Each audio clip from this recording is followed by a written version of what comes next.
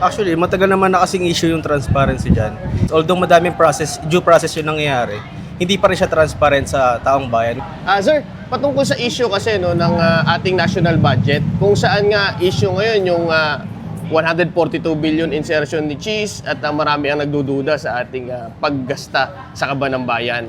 Pero naglabas ng suggestion itong Pangulo at ng Speaker Martin na maging transparent yung pagbalangkas ng national budget natin, yung padating na national budget. Para sa iyo ba, sir, okay ba sa ito na maging transparent or magkaroon ng transparency ang pagbalangkas ng national budget natin? Actually, matagal naman na kasing issue yung transparency dyan.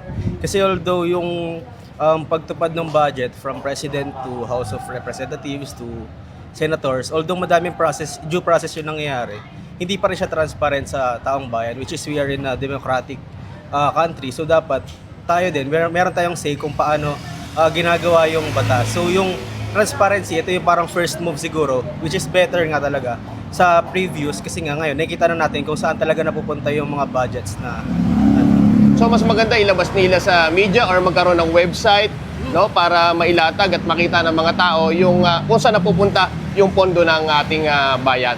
Oh. Actually, maganda dun kung siguro parang in the process pa lang of eliminating or parang discretion pa lang nung budgets, nalalaman na natin agad-agad. Kasi dati kasi ang nangyayari parang ina-announce siya or parang pinapost siya after publication or parang finalization na ng lahat, di ba? Parang gano'n. So ngayon, kung mas easier yung access niya, mas maganda yun. So paano yung confidential, sir? Confidential pa rin. Hindi na dapat yun.